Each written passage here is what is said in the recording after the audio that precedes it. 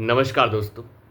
प्रधानमंत्री मोदी ने कल राष्ट्रपति के अभिभाषण पर चर्चा के दौरान ये साफ कर दिया कि प्रधानमंत्री अकेले ही काफ़ी हैं। नरेंद्र मोदी अकेले ही काफ़ी हैं। भले ही भारतीय जनता पार्टी के जो हैं हाल बहुत ख़राब चल रहे हैं, लेकिन प्रधानमंत्री मोदी ने ये बताया कि मैं अकेला भी काफ़ी हूँ ऐसे लोगों से निपटने के लिए। पूरा विपक्ष हल्ला करता रहा, गुल्ला करता रहा। ये समझ लीजिए कि एक बार भी ऐसा मौका नहीं आया जब प्रधानमंत्री आराम से अपनी बात बोल सके। पीछे से मणिपुर के नारे लगते रहे और पता नहीं नीट के पता नहीं क्या क्या नारे लगते रहे। आप अंदाज़ा लगा सकते हैं कि सारा विपक्ष चिल्लाता रहा। जरा भी शांति जो है वो लोकसभा भवन के अंदर देखने को नहीं मिली। लेकिन एक बात अगर कहें कि नरेंद्र मोदी ने कैसे उनका सामना किया, तो आप ये कह सकते हैं कि एक अकेला सब पे भारी पड़ा है। वो बोलते रहे, राहुल गांधी जो है 25 मिनट तक जो है विरोध करते रहे, चिल्लाते रहे, लेकिन राहुल गांधी थक हार कर 25 मिनट बाद नीचे बैठ गए। फिर उसके बाद उनकी हिम्मत नहीं हुई कि वो बोले, क्योंकि इतना ही उनका अनुभव ही नहीं है कि वो ज़्यादा देर तक चिल्ला सकें। उन्हें क्लासेस लेनी होंगी अभी तक चिल्लाने के लिए। राहुल गांधी ने 1 तारीख को जो है अपने अभिभाषण के ऊपर चर्चा के दौरान जो है काफ़ी बातें कही थी, पोस्टर दिखाए थे और पता नहीं क्या क्या हुआ था। आपको पता है, सब कुछ ड्रामा चला था। लेकिन राहुल गांधी का इस तरीके से हंगामे वाला विरोध किसी ने नहीं किया था। 2-3 जगह के ऊपर उन्हें टोका गया था, लेकिन 90 मिनट तक वो बोले, कोई हो हल्ला हंगामा नहीं हो रहा था। हालांकि सत्ता पक्ष का इस तरीके से हो हल्ला करना जो है वाजिब होता भी नहीं है।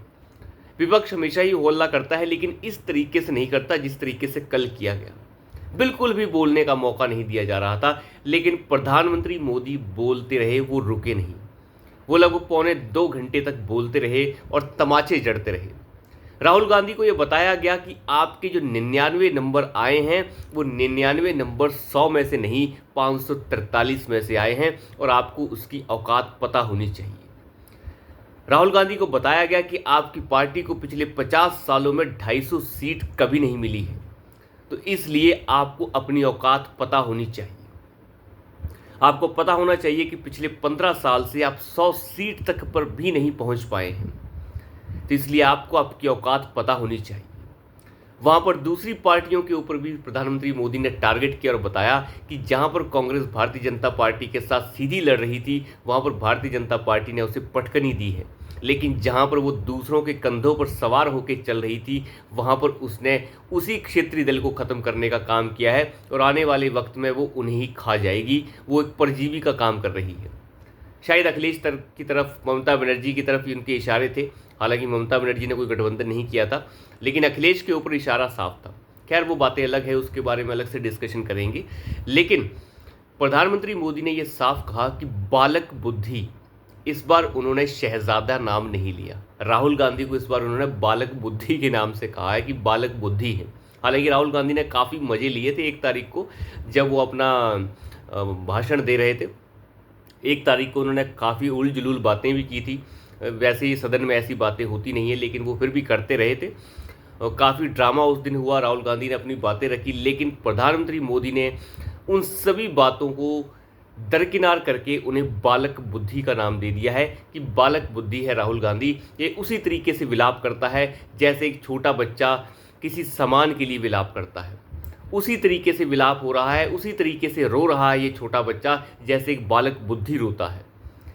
तो राहुल गांधी को ये भी बताया गया कि ये एक वो इंसान है जो करोड़ों रुपए के घोटाले में नामजद है और फिलहाल बेल पर बाहर चल रहा है, जमानत पर बाहर चल रहा है। राहुल गांधी को औकात दिखाई गई है पार्लियामेंट के अंदर। एक तरीके से मानने वाली बात है। देखिए, राजनीति है, राजनीति में एक दूसरे के ऊपर आरोप प्रत्यारोप होते हैं। अब राहुल गांधी अगर बोलेंगे तो वहाँ से फिर जवाब भी मिलेगा। राहुल गांधी ने तो पता नहीं क्या क्या बोला, हालांकि उनकी बातें बहुत सारी थी, लेकिन किसी जगह पर जा नहीं रही थी। वो मूर्तियाँ लाए थे बहुत सारी कि ये अभय मुद्रा है, अल्लाह की भी अभय मुद्रा है और क्रिश्चियन की भी है, पता नहीं कुछ इस तरीके की। देखिए, ये तो बेतुकी बातें हैं। कुल मिला के अगर आप देखें तो आरोप प्रत्यारोप में मोदी ने ये साफ किया है कि एक इंसान जो 99 नंबर लेके आया है, वो भी 543 में से, और दिखाया ये जा रहा है कि वो 100 में से लाया है। एक इंसान जो बकवास कर रहा है बालक बुद्धि की तरह, लेकिन उसे ये नहीं पता कि वो ज़मानत पर बाहर चल रहा है करोड़ों रुपए के घोटाले में। ये वही इंसान है जिसे जेल हो चुकी है और फिलहाल इसकी सज़ा के ऊपर जो है माफ़ी नहीं हुई है। फिलहाल सुप्रीम कोर्ट ने इनकी सज़ा पर रोक लगा रखी है, लेकिन इन्हें सज़ा हो रखी है। ये वो इंसान है जिसे ओबीसी को चोर कहने के मामले में सज़ा हो रखी है, वो भी 2 साल से ज़्यादा की सज़ा हुई थी। अभी आप अंदाज़ा लगा के देखिए कि राहुल गांधी का इस वक्त हाल क्या है। और मैं नहीं मानता कि इस बार जो है राहुल गांधी जो है जिस तरीके से बात कर रहे हैं सदन के अंदर, इस तरीके से अगर करते रहेंगे तो उन्हें करने दी जाएगी। कल के मोदी के भाषण में जो हंगामा हो रहा था, मुझे लगता है उसके बाद से सत्ता पक्ष भी समझ गया है कि ये विपक्ष सदन चलने नहीं देगा। और चलने दे ना दे, वैसे मुझे नहीं लगता कि सदन चलने का कोई खास मायने है, क्योंकि सदन पिछले 10 साल से कभी चला ही नहीं है। कुछ लोग ये कहते हैं कि सदन जो है 10 साल में बहुत अच्छा चला क्योंकि मोदी ने खूब मनमानी करी है। ये सब बेवकूफ़ाना बातें हैं। मोदी ने 370 हटाई, सीआरपीसी आईपीसी को बदल दिया गया, और ये एक ऐसे बदलाव थे जिन्हें देश कई सालों से जो है मांग कर रहा था। 370 को हटाने की मांग कई सालों से चल रही थी, आईपीसी सीआरपीसी को बदलने की मांग कई सालों से चल रही थी, सीएनआरसी की मांग कई सालों से चल रही थी, और ये तो कांग्रेस ही मांग करती थी। जीएसटी की मांग कांग्रेस ही करती थी। हालांकि इन चीज़ों को पूरा करना मैं नहीं मानता कोई मनमानी है, और उसे उन्होंने अपने बहुमत से किया। कौन सा ऐसा कानून लागू कर दिया जिसे आप कह सकते हैं कि मनमानी है? कोई मनमानी नहीं की गई, क्योंकि सदन चला ही नहीं, सदन कभी चलने दिया ही नहीं गया, कभी डिस्कशन अच्छी हुई ही नहीं। और मुझे नहीं लगता इस बार भी डिस्कशन होने वाली है। छोटे मोटे कोई कानून पास करने हैं तो वो ईजिली हो जाएंगे, उन्हें पास करने में कोई दिक्कत नहीं आने वाली है। और कानून से ज़्यादा तो ज़रूरी है इम्प्लीमेंटेशन के ऊपर ध्यान दिया जाए। कोई भी सरकार बनती है, कानून नए बनाने से बढ़िया है कि वो इम्प्लीमेंटेशन कराए। जो कानून पहले से पड़े हैं, पहले उन्हें इम्प्लीमेंट करवाने की कोशिश की जाए। एडमिनिस्ट्रेशन तो सरकार के पास ही होता है, भले ही वो सरकार जो है वो सिंपल मेजोरिटी की हो या 2/3 मेजोरिटी की हो। सबसे बड़ी चीज़ जो देखने वाली है वो प्रधानमंत्री मोदी ने इकोसिस्टम के ऊपर अटैक किया है।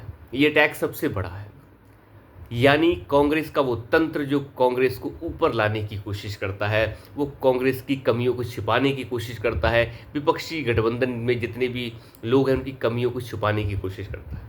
मैं एक छोटी सी खबर आपको बताता हूँ। अभी कुछ दिन पहले तमिलनाडु के अंदर 50 से ज़्यादा लोगों की मौत हो गई जहरीली शराब पीने से, और ये कोई नई बात नहीं है, ये वहाँ पर होता ही रहा है। और अभी कुछ दिन पहले, मुश्किल से 1 हफ्ता हुआ होगा, वहाँ पर 50 से ज़्यादा लोगों की मौत हो गई शराब पीने से, जहरीली शराब पीने से।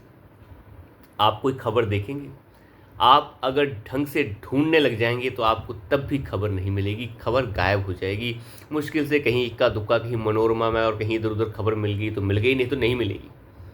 कोई इसके बारे में डिस्कशन नहीं करेगा। कल हो रहा था मणिपुर मणिपुर, कोई तमिलनाडु तमिलनाडु नहीं बोलेगा। और ये तो क्यों ही बोलेंगे? क्योंकि ये तो बेशर्म है। लेकिन बात ये है, वो इसलिए नहीं बोलते कि सामने जो भारतीय जनता पार्टी का नाकाम सिस्टम है वो कुछ काम कर ही नहीं पाता।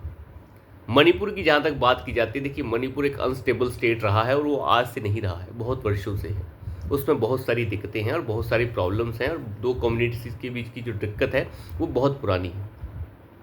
अब इसमें एक औरत को जो है कपड़े निवस्त्र करके कोई चला देता है, उसके बाद देखिए ये चीज़ें एक अलग बात है। इस मामले में जब एक्शन होना चाहिए तो उसे एक्शन होते दिखना भी चाहिए। कोई भी गलत काम कहीं भी होता है, चाहे वो रेप होता है, जिस समय दिल्ली में एक रेप हुआ, याद कीजिए 2012 की वो सड़कें, जिस समय यूपीए की वो लचर सरकार चल रही थी, और उस बेकसूर लड़की को जिस तरीके से रेप किया गया, निर्भया रेप कांड कौन भूल सकता है। जब एक इंसान जो है वैशी बन जाता है और रॉड्स का इस्तेमाल किया गया उस समय उस महिला के साथ, तो आप अंदाज़ा लगा के देखिए वैशीपन का कोई भी अंत नहीं होता। लेकिन इसका मतलब ये नहीं है कि हम जो है उसे जस्टिफाई करें। बात यह है कि सज़ा कैसे मिल रही है और कितने वक्त में मिल रही है, ये ज़्यादा इंपॉर्टेंट होता है। एक्शन होने लग जाए तो उसका मैसेज अच्छा ही जाता है। गलत काम समाज में कहीं भी हो सकता है, लेकिन ज़रूरी है कि उसके बाद उसका जो रिएक्शन है वो प्रशासन करे और बताए कि नहीं, आपने गलत किया है और इसका एक्शन ऐसे होगा। तो उस मामले में मणिपुर में कोई दिक्कत नहीं है, और 2 कम्युनिटीज़ के बीच का एक हिंसा थी, वो हिंसा कहीं भी हो सकती है, कोई इसमें नई बात नहीं है। बात यह है कि हिंसा को रोकने के लिए क्या किया गया। अगर वो सब सही है तो सब सही है। दिक्कत यह है कि वहाँ पे कोर्ट ने एक ऐसा डिसीजन सुनाया, डिसीजन सुनाने के बाद जो है ऐसी बात हो गई जिसके बाद कोर्ट के डिसीजन के बाद लोग भड़क गए। खैर ये बात अलग होती है। तो इन चीज़ों से अलग बात यह है कि इकोसिस्टम के ऊपर प्रधानमंत्री मोदी ने अटैक किया है, और इस इकोसिस्टम को जो उन्होंने कहा है ये बहुत बेहतर कहा है, और बालक बुद्धि को भी बता दिया है कि तुम्हें गुमान है कि तुम इस तरीके से मज़े ले लोगे, लेकिन ऐसे चलेगा नहीं, ऐसे होगा नहीं। 1 तारीख को अमित शाह काफ़ी नाराज़ दिख रहे थे, क्योंकि जिस तरीके से अमित शाह खड़े होकर बीच में अमित शाह ने ये कहा ओम बिरला से कि आप कैसे इन्हें इजाज़त दे रहे हैं ऐसी बातें बोलने की और फोटो लहराने की, आपकी संरक्षण के अंदर बार बार बोलने के बावजूद ये तस्वीरें हिला रहे हैं जो रूल्स के बिल्कुल खिलाफ है, ऐसे कैसे हो रहा है। अमित शाह साफ इशारा दे रहे थे ओम बिरला को कि आप और सख्त हो जाइए, लेकिन ओम बिरला भी सख्त तो है पर उतने सख्त भी नहीं हैं। देखिए, सख्ती बहुत ज़रूरी है, नहीं तो विपक्ष जो है इनका मन चले तो ये नंगे होके वेल के अंदर नाचने भी लग जाएंगे। कोई नई बात नहीं है। यूपी की विधानसभा में सपा के राज में सब हो चुका है। गुंडे मवाली जो है वहाँ पे झगड़े से लेके एक दूसरे के जूते तमाचे मारने के लिए सब तैयार बैठे रहते थे। मायावती को जो है क्या क्या किया गया सपा के राज में कौन नहीं जानता। खैर ये सब चीज़ें अलग है। तो अभी देखते हैं कि आने वाले समय में और चीज़ें कैसे सामने आती हैं। तो अभी के लिए इतना ही। धन्यवाद।